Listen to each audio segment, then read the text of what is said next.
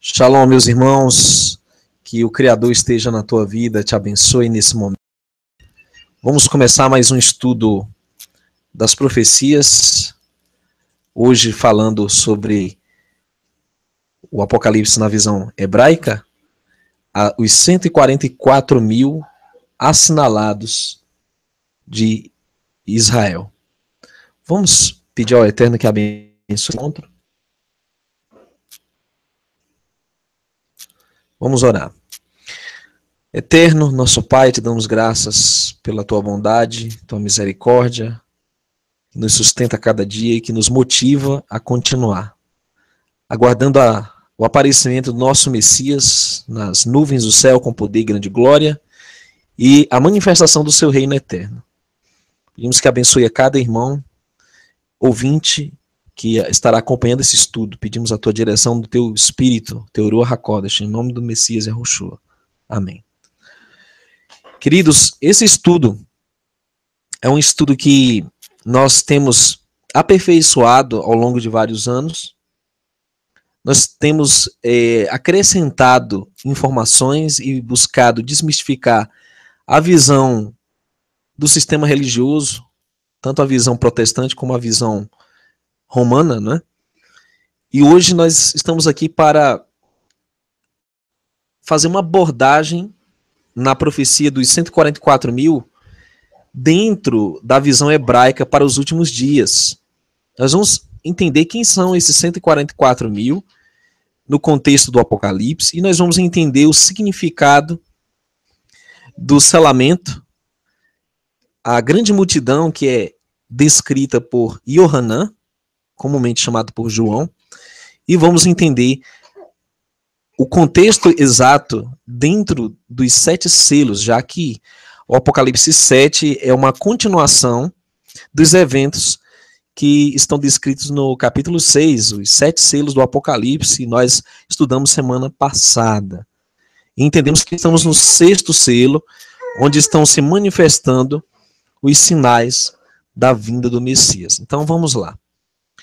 Primeiramente, o Apocalipse capítulo 7, verso 1, começa descrevendo os sinais que antecipam a vinda do Messias, agora tratando de um selamento muito especial.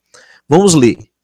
E depois destas coisas vi 4 melahim, que são mensageiros ou anjos, que estavam sobre os 4 cantos da terra, retendo os 4 ventos da terra, para que nenhum vento soprasse sobre a terra, nem sobre o mar, nem contra árvore alguma.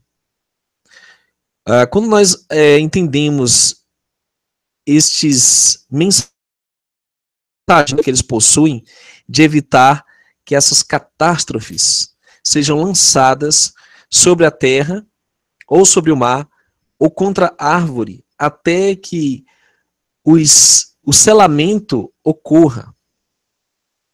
O verso 2 descreve melhor esses mensageiros, a missão que eles possuem, e fala de um outro mensageiro que sobe do lado do sol nascente, tendo o selo de Yah, o Yahuwah, o Eterno, o Deus único e vivo.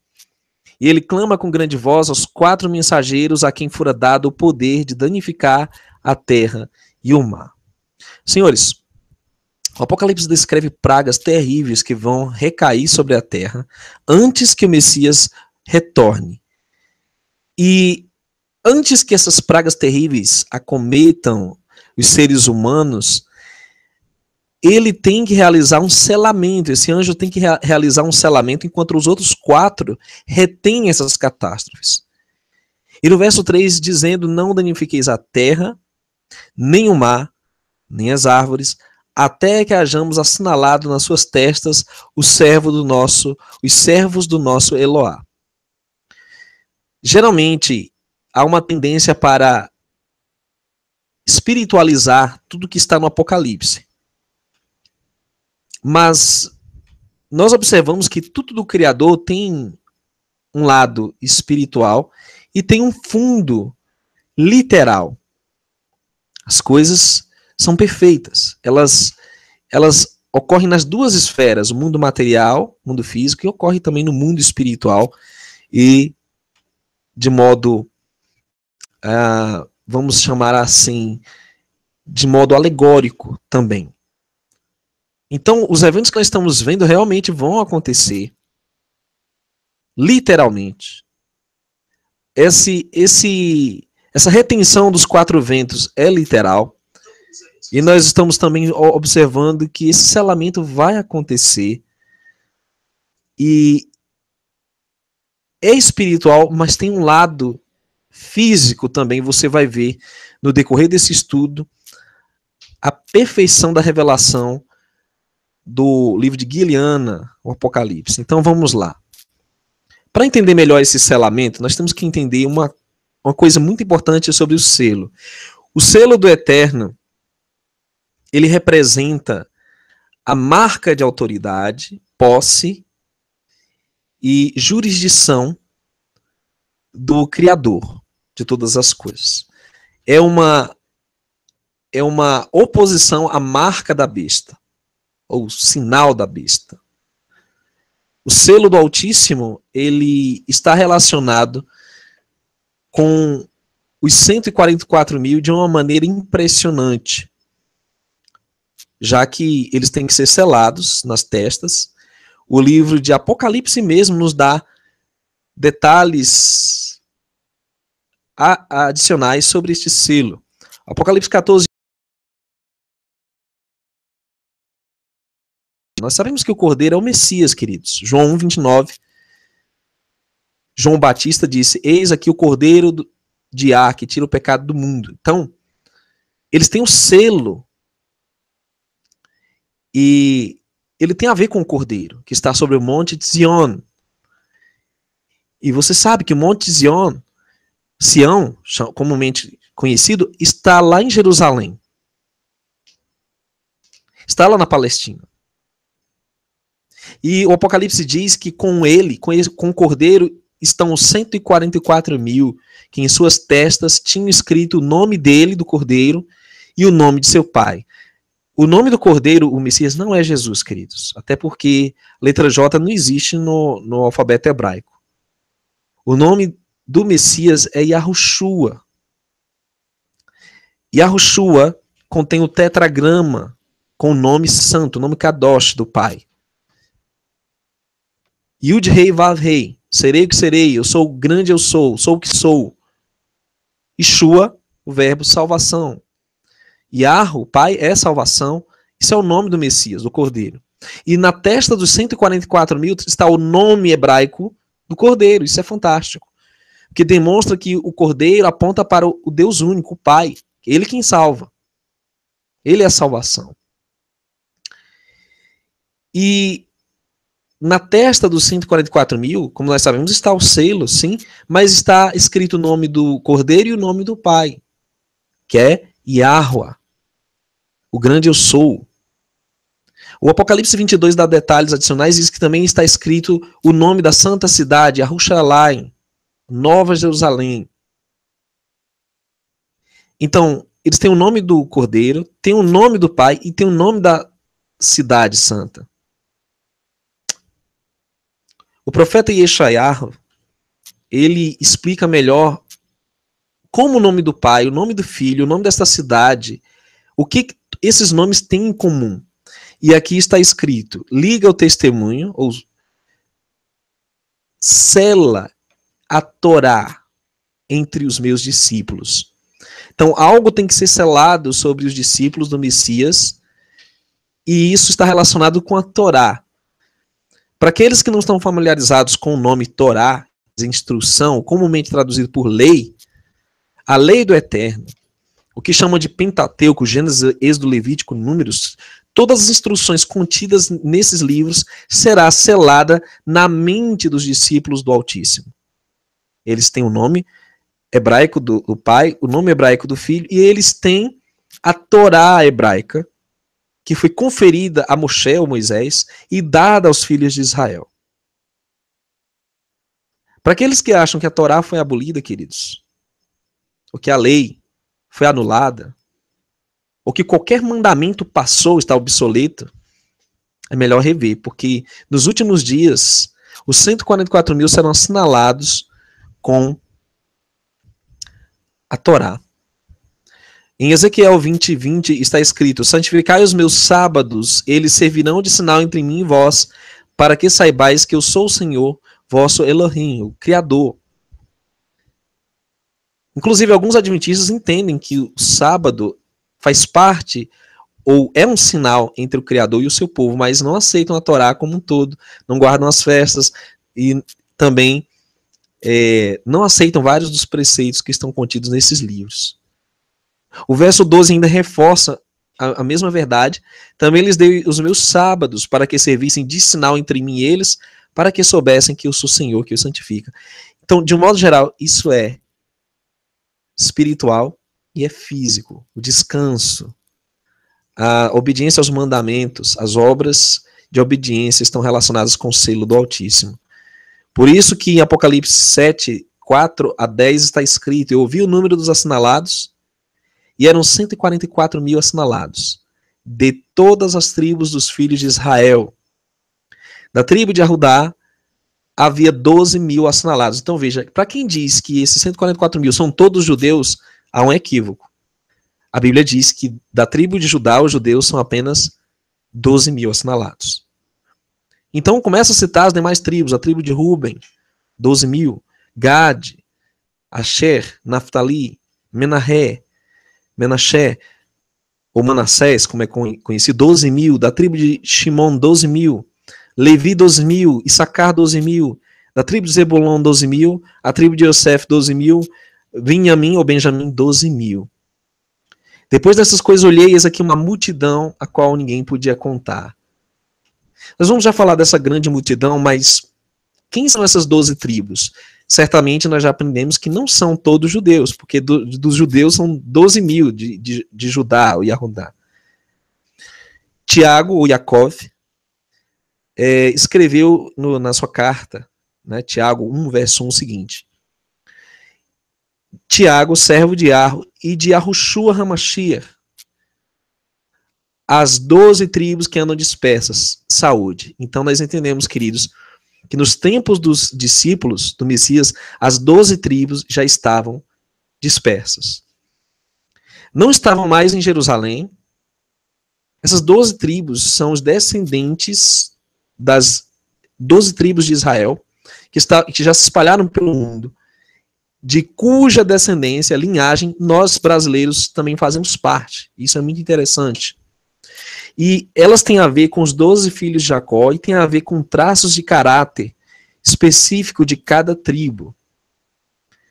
Diz o Gênesis 35 que eram 12 filhos de Jacó, os filhos de Lia, Ruben, o primogênito Jacó, depois Simeão, Levi, Judá, Issacar e Zebulon, os filhos de Raquel, apenas José e Benjamim. E os filhos de Bila, serva de Raquel, Dan e Naftali, e os filhos de Zilpa, serva de Lia, Gad e Aser.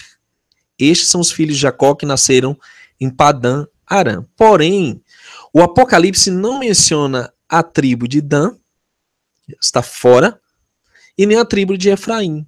E nós vamos entender por quê e quem substituiu essas tribos. Ok, vamos entender pela profecia de Jacó, antes de sua morte, sobre o destino dessas tribos. No verso 1 e 2 do capítulo 49, ele começa a descrever o que ia acontecer com cada tribo de Israel, e você pode identificar até de que tribo você faz parte. Se das 12 tribos que estão listadas em Apocalipse 7, ou dentre as 2 tribos que estão fora do reino. E é muito sério isso. Porque geralmente as pessoas falam das tribos que vão estar no reino, que vão adentrar pelas 12 portas, com o nome dos 12 discípulos, o nome das 12 tribos, mas não falam de quem vai estar fora. Então nós vamos entender o porquê. Ok, então Jacó diz a seus filhos: ajuntai-vos, anunciar-vos-ei o que há de acontecer nos dias vindouros. Ajuntai-vos, ouvi, filhos de Jacó, e ouvi a Israel, vosso pai. E essa é a bênção que Jacó proferiu a respeito de Ruben. Ruben, tu és meu primogênito, minha força, e o princípio de meu vigor, o mais excelente em alteza, o mais excelente em poder. Impetuoso como a água, não serás o mais excelente, porquanto subiste ao leito de teu pai. Então contaminaste, subiu a minha cama. Nós conhecemos a história. Ruben teve um pecado muito grave e, portanto, perdeu a bênção da primogenitura. Mas o significado do nome Ruben é eis um filho, pois ele atendeu, ouviu a minha aflição. Raub e Ani. Então, se trata de pessoas que têm problemas na questão de relacionamento afetivo, mas que vencem esse defeito de caráter e, portanto, ele atendeu a minha aflição. Pode declarar, ele, o Eterno, atendeu a minha aflição. E essa experiência dos Rubenitas. Jacó diz sobre Ruben: tu és meu primogênito, é um primogênito muito especial que merece ser louvado, diferente da maioria dos primogênitos, que são ladrões e assaltantes. Como Esav, preparado para trazer animais a seu pai, mesmo que tivesse que roubá-los, mas você foi zeloso em não tocar o que não te pertence. Quando saiu ao campo na época da colheita, certificou-se em trazer para sua mãe apenas flores silvestres, sem dono. Porém, Ruben não receberá nada disso, porque pecou, agiu de maneira muito precipitada, como um rio de corredeira, devido à tua pressa, explodindo de raiva como água que se apressa em seu curso. Você não será elevado a nenhuma dessas posições superiores. Desde quando demonstrou zelo por tua mãe e desarrumou ambos os leitos, o do teu pai e o da divindade. Jacó refere-se aqui ao episódio ocorrido na porção da Torá de Vaishlar, quando Ruben interferiu nos arranjos matrimoniais de seu pai. Por isso, os Kohanim, que realizam o serviço do Eterno, não virão de tua tribo, mas de Levi. Engraçado, Ruben deveria ser o levita, o sacerdote, mas por causa do pecado, do leito maculado do seu pai, ele perdeu a bênção da primogenitura, do levirato, de ser sacerdote. Mas virá de Arrudá, e você não receberá 2 porções como primogênito. Em vez disso, os filhos de Yosef tornaram-se 2 tribos. Não cometa mais pecados no futuro, então o Eterno te perdoará. Então você viu sobre Ruben. Agora, se tratando de Simeão e Levi, quem são essas 2 tribos? Simeão significa ouvindo, aquele que ouve, a audição, e Levi significa unido. O Gênesis 49, 5-7 diz que Simeão e Levi são irmãos, suas espadas são instrumentos de violência. No seu secreto conselho não entre minha alma, com a sua congregação minha glória não se ajunte. Porque no seu furor mataram homens, na sua teima arrebataram bois. Maldito seja o seu furor, pois era forte, pois era dura, e eu os dividirei em Jacó e os espalharei em Israel. Falando do episódio da irmã, né, que foi violada, e eles mataram todos os homens de Siquém, ou Shequem, e é uma personalidade violenta. São pessoas que têm um instinto de fúria sanguinário, mas conseguem vencer esse defeito. Mesmo com personalidades semelhantes, e gostam de fazer as coisas juntas, Simeão e Levi.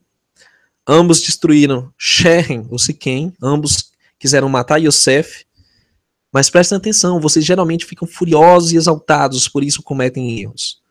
Suas armas são roubadas de Esav, ou Esaú, pois ingressaram numa profissão que não era deles, quando aniquilaram o povo de Shechem. A arte bélica e o uso de espadas é próprio de Esav, não de nossa família. Além disso, o povo judeu luta de maneira diferente que os não-judeus. Ou israelitas, melhor dizendo, principais armas são o estudo da Torá e preces.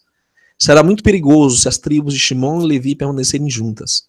Portanto, eu as separarei uma da outra quando se estabelecerem em Eretz Israel, na terra de Israel. A terra de Shimon será bem no meio da terra de Yehudá, e a tribo de Levi será dispersa por toda Eretz Israel em 48 cidades diferentes. E foi o que aconteceu. Uma parte de Levi ficou com Judá e a outra parte ficou em Israel, no reino de Israel. Sobre Judá. Judá significa, desta vez, louvarei ao Eterno. Yahweh. Judá, disse Jacó a respeito de seu filho Judá: a ti louvarão os teus irmãos, tua mão será sobre o pescoço de teus inimigos, os filhos de teu pai a ti se inclinarão. Judá é um leãozinho, da presa subiste, filho meu, encurva-se, deita-se como um leão, e como um leão velho, quem o despertará? O cetro não se arredará de Judá, nem o legislador dentre seus pés, até que venha Siló, ou Messias, né? A ele se congregarão os povos, ele amarrará seu jumentinho à vide, e o filho da sua jumenta a cepa mais excelente. Ele lavará sua roupa no vinho, e sua capa em sangue de uvas. Os olhos serão vermelhos de vinho, os dentes brancos de leite.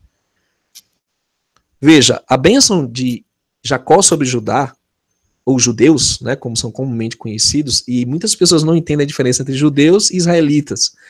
Mais uma vez, judeus são uma das 12 tribos. E Yehudá, todos seus irmãos admitem que você é o rei e líder entre eles. A nação inteira portará teu nome. Não serão chamados de Reubenim ou Shimonim, mas de Ehudim, ou judeus. A princípio será comparado a um jovem leão, porém mais tarde será comparado a um grande e poderoso leão de quem todos sentem medo. Jacó comparou Yehudá primeiro a um leão pequeno e jovem, depois a um leão adulto. Jacó previu que a tribo de Yehudá ficaria cada vez mais forte como um filhote de leão, que se desenvolve até ficar adulto. A tribo de Yehudá começaria a se fortalecer durante os 40 anos no deserto, e o estandarte de Judá viajava na frente de todas as outras. E mais, quando os judeus chegassem à terra de Israel, Judá seria o primeiro a lutar contra os cananitas. O primeiro juiz foi de Judá, Otniel ben Kenaz. Viria também da tribo deles. Mas tudo isso era apenas o começo da força de Yehudá. E Yehudá finalmente seria como um jovem leão na época de Davi, poderoso rei, que sobrepujaria seus inimigos com a coragem e força de um leão. Tanto o jovem leão como o leão adulto podem ser interpretados como descrições do próprio rei Davi. No início, Davi seria apenas um general e ainda não muito poderoso como um jovem leão. Mais tarde seria coroado rei e tornar-se poderoso como um grande leão. Mas essa profecia, queridos, se cumpre plenamente no Messias, que é da tribo de Judá. Ele é chamado leão da tribo de Judá. Ele, de fato, é esse leão que viria da semente de Davi. Por isso que, até hoje, os judeus permanecem como uma representação viva desse poder que não foi destruído. Até hoje, depois de tantas guerras e perseguições, a tribo de Judá continua firme. A única tribo que continuou junta, praticamente, com a representação clara das demais tribos. A tribo de Zebulon, que significa o Eterno me concedeu excelente dote, ou honra. E Jacó disse, profeticamente de Zebulon, que ele habitaria no porto dos mares e seria como o porto dos navios, e o seu termo, seu limite será para Sidom. Como saber se você é da tribo de Zebulon? Quando a terra de Israel foi dividida entre as tribos, você receberá uma porção ao longo da costa. Viajará em navios, cruzando os mares, para negociar com outras nações. A tribo de Zebulon fez um acordo com a tribo de Issacar, e os homens de Zebulon viajariam a negócios, enquanto que os membros de Issacar estudariam Torá o dia inteiro. Os mercadores de Zebulon dividiriam seus ganhos com os estudiosos da Torá de Issacar, e em troca o Eterno daria uma parte da recompensa do aprendizado da Torá para Issacar, para Zebulon. Então, a tribo de Zebulon é conhecida como mercadores, são pessoas hábeis com negócios, com finanças. Então, esse é um povo que foi privilegiado com esse dom para poder ajudar os seus irmãos israelitas que não tinham tanto tempo para negociar, para ganhar dinheiro. Então, um irmão que ajuda outro financeiramente, pessoas generosas que têm um dom de negócios. Isso é a característica da tribo de Zebulon. Mas vamos falar de Issacar. O próprio estandarte da tribo é um asno, um jumento. E o nome dessa tribo significa o Eterno me recompensou. Issacar é o jumento forte de ossos, deitado entre dois fardos. E viu ele que o descanso era bom e que a terra era deliciosa, e abaixou seu ombro para acarretar e serviu debaixo de tributo. Jacó abençoou Issacar, comparado a um jumento ossudo que carrega o fardo colocado às suas costas pelo amo. Assim também os membros de Issacar aceitam as provações e fardos para estudarem diligentemente as Escrituras. Muitos deles tornar-se-ão membros do Supremo Tribunal e decidirão as questões sobre a lei judaica. Porque Issacar é comparado a um burro, acaso os elogios a Issacar não se destacariam ainda mais se Jacó o tivesse descrito como leão ou pantera em vez de um burro? A resposta é que o caráter do burro difere dos outros animais. O burro não se rebela contra o seu dono quando este impõe-lhe uma carga, mas suporta pacientemente. A mesma característica é verdadeira para Issacar. Ele aceita de boa vontade o jugo da Torá. Como o burro não se importa com seu próprio prestígio, mas com a honra de seu dono, assim também Issacar, o estudante das Escrituras, desconsidera sua própria honra e vive para glorificar o nome de Yahweh. Sim, queridos, pessoas que têm a habilidade de ter paciência, são laboriosas, trabalham muito, são dedicadas, são da tribo de Issacar. E se você se identifica com essa tribo, então provavelmente é essa tribo que você fará parte, aqueles que trabalham muito e não se cansam. A terra de Issacar em Israel será abençoada e produtiva, os membros de Issacar não precisarão passar muito tempo trabalhando a terra, ao contrário, poderão ocupar-se com o estudo das Escrituras. Os frutos da porção de Issacar eram tão gigantescos que quando eram vendidos a outras nações ficavam perplexos com seu tamanho. Os judeus lhes diziam: vocês se surpreendem com esses frutos? Se vissem seus donos, que estudam as Escrituras de noites, sem parar, então entenderiam. O Eterno deu-lhes enormes frutos, proporcionais aos tremendos esforços que investiam. Em consequência disso, muitos que não eram israelitas se converteram à fé hebraica. Bom, em Gênesis 49, 16 a 18, descreve uma das tribos que ficou de fora de Apocalipse 7. E já dá para ter uma ideia por quê, pelas palavras de Jacó. Ele diz: Dan julgará o seu povo. Aliás, Dan quer dizer, meu pai é juiz. Ela julgaria seu povo, como uma das tribos de Israel. Dan seria, porém, uma serpente junto ao caminho, uma víbora junto à vereda, que morde os calcanhares do cavalo e faz cair o seu cavaleiro por detrás. A tua salvação espero, ó Senhor. Essa tribo que tem problema com a língua, a maledicência, calúnia, difamação, mentiras, e tudo isso é característica das pessoas que não vão fazer parte dos 144 mil selados. Infelizmente, não vão entrar nos portais da Nova Yerushalayim. Infelizmente, essa palavra foi proferida contra Dan, porque era a tribo que viajava atrás das outras tribos, como cobras. Os homens de Dan lutariam contra os inimigos, atacando-os pela retaguarda.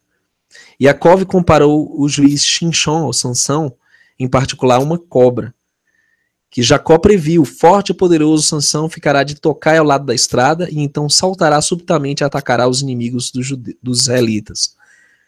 Os filisteus, matará os soldados mais fortes entre os filisteus, mesmo os que têm cavalos. E Jacó visualizou também a queda e a morte de Sansão. Por isso ele exclamou: lixo a terra kiviti. Yahweh, ainda teremos que esperar pelo Redentor final para trazer-nos a salvação definitiva. Por que então Jacó comparou Judá a um leão e Dan a uma cobra? O leão e a cobra têm métodos de luta diferentes. O leão é o mais forte de todos os animais, nada teme. Por isso ataca e luta abertamente. A serpente, porém, fica à espreita enquanto aguarda. Ataca de repente, furtivamente, para derrubar sua vítima. Yaakov previu que a tribo de Judá lutará como um leão, em campo aberto, e a tribo de Dan, porém, Especialmente Sansão, o juiz oriundo da tribo de Dan, usaria métodos de serpente. Seus membros atacariam os inimigos de surpresa e os dominariam, fazendo movimentos falsos e inesperados. Agora, se tratando da tribo de Gade, queridos, é interessante, o nome Gade significa afortunado ou bem-aventurado. E Jacó declara de Gade: uma tropa o acometerá, mas ele a acometerá por fim. O que quer dizer isso? Uma tropa, muitos filhos, ou boa fortuna, ou bem-aventurança estava chegando. Os homens de Gade seriam fortes heróis de guerra, marchariam na frente quando os israelitas conquistassem a terra de Israel na época de Yahushua, ou Josué. Depois os homens de Gade retornariam em paz para sua própria terra, na margem leste do Jordão. Nenhum deles faltaria. Seria perigoso para eles ali viverem, porque estariam cercados de inimigos. Porém, derrotariam os adversários e os perseguiriam de volta até seus países, e lá se apropriariam dos seus despojos. E assim aconteceu. Gade foi envolvido em várias batalhas, até a conquista de Israel, mas por fim eles venceram e se multiplicaram. Por fim, eles tiveram a sua recompensa. Sobre a tribo de Asher, ou Aser, Jacó declarou: seu pão será gordo e ele dará delícias reais, em Gênesis 49, 20. Significa abençoar, alguém que é feliz, é a minha felicidade. Um pouco diferente da tribo de Gad, que a recompensa, a felicidade vem no fim, após muita luta.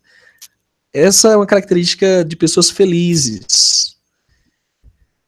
E é uma característica peculiar de certas pessoas, né, que se encaixam nessa tribo. A terra de Asher produzirá ricos frutos, muitas oliveiras crescerão na porção de Asher, na terra de Israel, fazendo o azeite fluir do solo como água. Israelitas de todas as partes virão até ele para comprar azeite de oliva. Asher suprirá óleo para o serviço do Beit Hamikdash, do templo, né, do Eterno. Agora, falando de Naftali, que significa minha luta. Jacó declarou que Naftali, essa tribo, é uma gazela solta e dá palavras formosas. Com grandes lutas tenho competido com minha irmã e logrei prevalecer. Naftali é comparado a uma gazela. Esse é o ícone dessa tribo. Havia duas razões para Jacó comparar Naftali a uma gazela. Primeiro, porque a gazela corre rápido. Assim, os frutos da parte da terra de Israel pertencente a Naftali amadureceriam mais rapidamente que em qualquer outro lugar. O povo de Naftali será o primeiro a fazer a bênção Shehe Reinano sobre uma nova fruta. E em segundo lugar, o próprio Naftali e mais tarde muitas pessoas de sua tribo serão ligeiros e rápidos, como a gazela, quando os judeus precisavam de um mensageiro ágil para levar as notícias a qualquer lugar, enviariam um homem de Naftali. Interessante. O livro de Jazar menciona que Naftali era tão ligeiro que os irmãos dele, né, enviavam ele a longas distâncias para buscar documentos, para resolver alguns problemas, porque eram os mais ágeis, os mais rápidos. E essa é a característica dos remanescentes de Israel que vem da tribo de Naftali. Tem esse caráter. E eu repito, não é só uma disposição de temperamento, mas também tem a ver com sangue, tem a ver com descendência. E isso é fantástico. Porque essas linhagens sanguíneas das tribos estão espalhadas em todos os 5 continentes, como o Eterno prometeu a Abraão, que seria: que em ti e na tua descendência serão benditas todas as famílias da terra, em Gênesis 12. Bom, agora chegamos na tribo de José, que aparece no Apocalipse 7. Não aparecia antes, não era uma tribo, mas foi incluída no lugar de Efraim, seu filho. Por quê? José é um ramo frutífero, junto à fonte. Seus ramos correm sobre o muro. Esse é o filho da mão direita. Era o favorecido de seu pai Jacó. Os flecheiros lhe deram amargura e o flecharam e odiaram. Seu arco, porém, susteve-se no forte, e os braços de suas mãos foram fortalecidos pelas mãos do valente Jacó, de onde é o pastor e a pedra de Israel. Pelo Elohim de teu pai, o Deus de teu pai, o qual te ajudará, e pelo Todo-Poderoso, o qual te abençoará com bênçãos dos altos céus, com bênçãos do abismo que está embaixo, com bênçãos dos seios da madre. As bênçãos de teu pai excederão as bênçãos de meus pais, até a extremidade dos outeiros eternos. Elas estarão sobre a cabeça de José, ou Yahussef, e sobre o alto da cabeça do que foi separado de seus irmãos. Então, Yahussef é tudo de bom. O filho gracioso, que encontra graça aos olhos de quem o vê. Yahussef mereceu esta bênção relacionada com o olhar. Por ter protegido sua mãe do olhar de Esaú. Na Torá, nas escrituras, quando Esaú veio ao encontro de Jacó, José pensou, talvez esse perverso fixe seus olhos em minha mãe e a cobiçará. Então resolveu posicionar-se em frente dela, aumentando sua estatura para encobri-la. Por isso foi abençoado por Jacó, e que disse, você cresceu para bloquear a visão de Esaú, portanto merecerá grandeza. Jacó continuou exclamando, moças ficaram de pé para vê-lo sobre os muros do Egito, atirando-lhe joias. Esses detalhes, queridos, estão no livro de Jazar. Quem já leu sabe do que nós estamos falando aqui. São detalhes adicionais à Torá, ou ao Pentateuco, como é chamado, né, no Antigo Testamento. As palavras de Jacó referem-se ao episódio ocorrido quando José tornou-se vice-rei no Egito. Foi conduzido pelo Egito inteiro e todas as mulheres egípcias, até as nobres, subiram ao topo dos telhados, atirando suas joias sobre Yahussef, a fim de atrair sua atenção. Contudo, ele não deu sequer uma olhada. Yahussef foi amargurado, odiado, mas permaneceu firme, resistindo à esposa de Potifar. Controlou-se e não pecou. Portanto, mereceu ornamentos de ouro em seus braços, dados por Faraó. Conseguiu resistir ao pecado, pois teve uma visão de seu pai Jacó, Jacove. Por isso o Eterno te abençoará, dando-lhe uma região abençoada com orvalho dos céus e água da terra num local privilegiado. Então, José representa o caráter das pessoas que vencem a tentação, principalmente de ordem sensual, e conseguem ser agraciados com essa tremenda bênção, apesar das lutas, das provações. Bendita é a mãe cujos seios amamentaram um filho tão grande, e o útero que deu à luz um filho tão sábio. Jacó amava tanto Raquel que, mesmo abençoando Yahussef, seu filho, mostrava preferência por Raquel, atribuindo a seu filho qualidades dela. Reconhecia que a virtude de Yahussef era resultado de ter nascido de Raquel, a Tzadeket. Sejam as mulheres da tribo abençoadas, para que não percam seus bebês e para que não lhes falte leite para alimentá-los. Você, Yahussef, será abençoado com bênçãos ainda maiores que aquelas que meus pais Abraham e Isaac me concederam. Bênçãos sem limites, englobando todo mundo.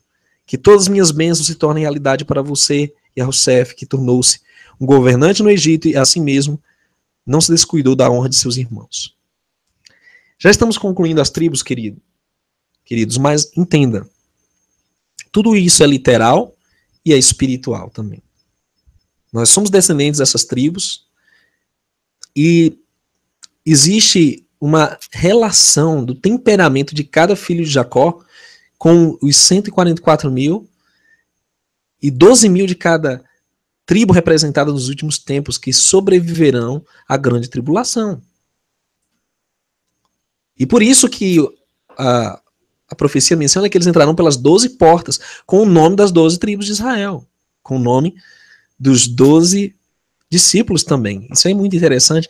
Todos os salvos vão achar uma portinha para entrar, né? Sobre Benjamim, é o filho da mão direita. Sim, esse aqui é o filho da mão direita. Benjamim é lobo que despedaça, pela manhã comerá presa, e à tarde repartirá o despojo. E o símbolo dele é um lobo, o irmão de José. A tribo de Benjamim será forte como um lobo que despedaça sua presa. O templo será construído na porção de Benjamim, na terra de Israel, e ali o Eterno deixará sua divindade repousar. Quando Salomão estava prestes a construir o templo, as tribos começaram a brigar entre si. Cada um dizia, O templo será construído na minha porção. Mas o Eterno declarou que as tribos todas são justas, contudo, todas sócias na venda de José, com exceção de Benjamim, que não participou. Portanto, desejo habitar na porção de Benjamim. Porque Jacó comparou a força de Judá àquela de um leão e a força de Benjamim a um lobo. Depois que um lobo despedaça um animal, não permanece no lugar, mas abocanha alguma carne e foge correndo. Um leão, porém, não tem medo de ficar perto do animal abatido e banquetear-se com ele.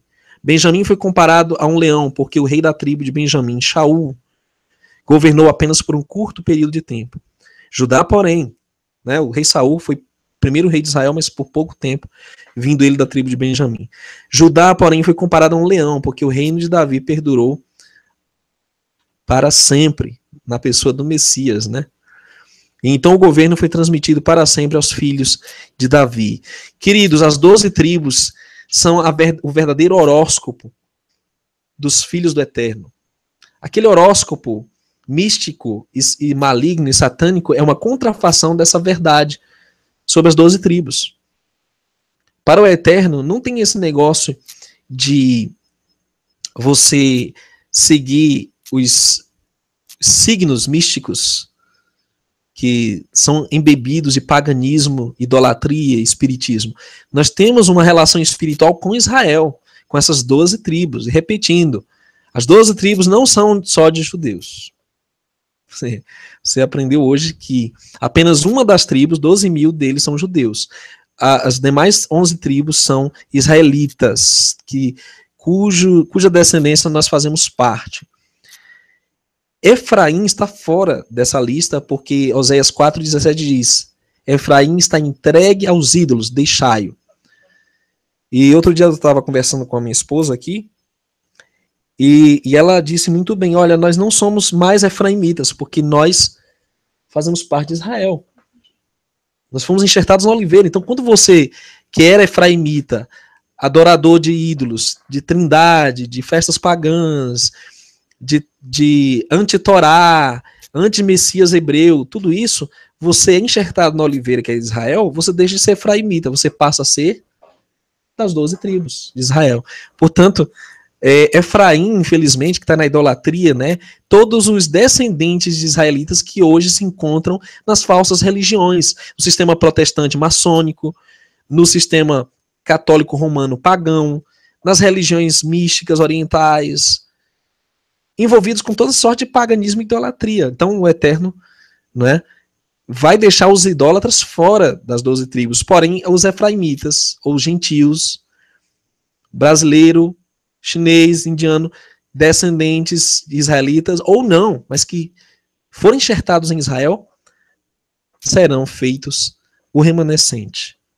Dan será a serpente junto ao caminho, uma víbora junto à vereda, que morde os calcanhares do cavalo e faz cair o seu cavalo por detrás. Gênesis 49:17. Então Dan está fora do reino, porque tem uma língua muito grande.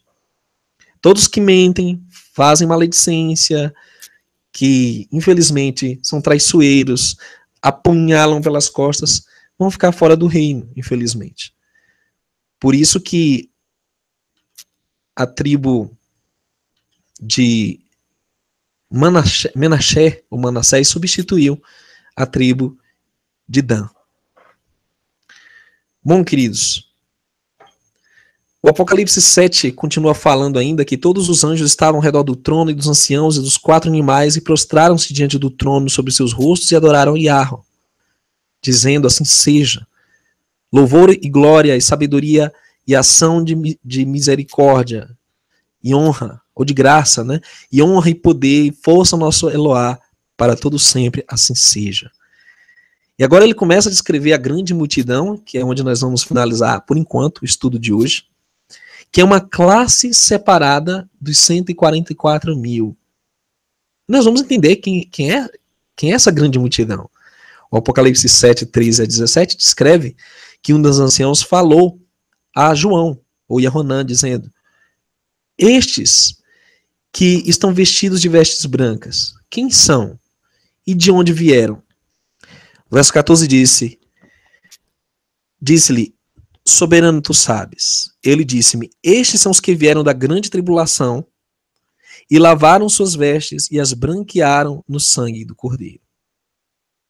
Por isso estão diante do trono de Arro e o servem de dia e de noite no seu templo, e aquele que está sentado sobre o trono os cobrirá com sua sombra. Nunca mais terão fome, nunca mais terão sede, nem sol, nem calor alguma cairá sobre eles. Porque o Cordeiro que está no meio do trono os apacentará, e lhes servirá de guia para as fontes das águas da vida, e Arro limpará de seus olhos toda a lágrima. Então veja, eles são descritos como uma grande multidão que vem de todas as nações. Eles nunca mais passarão pela tribulação, por fome, nem mais terão o calor, nem o sol, nem calor algum cairá sobre eles, mostrando que eles sobreviveram aos últimos grandes momentos da história da Terra. E o Cordeiro que está no meio do trono os apacentará e lhes servirá de guia para as fontes das águas da vida. Queridos, a grande multidão representa todos os salvos de todos os tempos. Isso pode significar israelitas ou não. Pessoas que talvez não tiveram o conhecimento da restauração, mas que foram contados dignos de receber a vida eterna e vão estar junto com os 144 mil no reino do Messias, no seu reino milenar. E nós estamos vendo como as Escrituras elas descrevem um desfecho glorioso para o plano da salvação. Não são só israelitas que serão salvos, mas todos aqueles que, mesmo não sendo da descendência física de Israel, foram enxertados em Israel e assim vão participar junto da herança das 12 tribos. Isso é maravilhoso. O Eterno, no seu amor infinito, vai reunir tanto israelitas como os gentios, as nações, que aceitam o Messias. Talvez eram cristãos que adoravam ídolos, mas sem entendimento. Talvez eram evangélicos que participavam de seitas da prosperidade, como tem muitas aí, mas que vão fazer parte do reino eterno. Se salvarão também. E é o plano inclusivo do Criador de reunir todas as ovelhas que são de Israel e as perdidas nos últimos tempos. Por isso que o Messias diz, tem outras ovelhas que não são desse aprisco, convém que eu vá buscá-las. A história do filho pródigo. E o Eterno, por fim, vai reunir todos no seu reino. Isso está descrito em todos os profetas, e essa reunião será gloriosa. Querido, qual tribo você faz parte? Você entendeu bem a mensagem? Se você ainda não compreendeu tudo, tenha paciência. Volte os vídeos que já foram feitos e continue acompanhando as terças esse estudo que você vai compreender cada vez melhor. Temos alguma pergunta? Pode ler.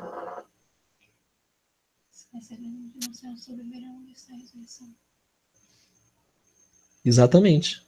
Os ressuscitados também vão fazer parte da grande multidão, né? Não só os que sobreviverão. Com certeza haverá a ressurreição tanto de israelitas, né, como de gentios, todos os profetas na primeira ressurreição, na vinda do Messias, que vão fazer parte junto dos 144 mil no reino do Messias, né? Essa grande multidão é composta por todos esses que ressuscitaram também, né? Lógico. Mas os 144 mil que representam os últimos sobreviventes da história da Terra. Ok? Primeira ressurreição compõe também a grande multidão. Que o Eterno abençoe a sua vida. Vamos continuar esse estudo na próxima terça. Que Ele te abençoe e te guarde.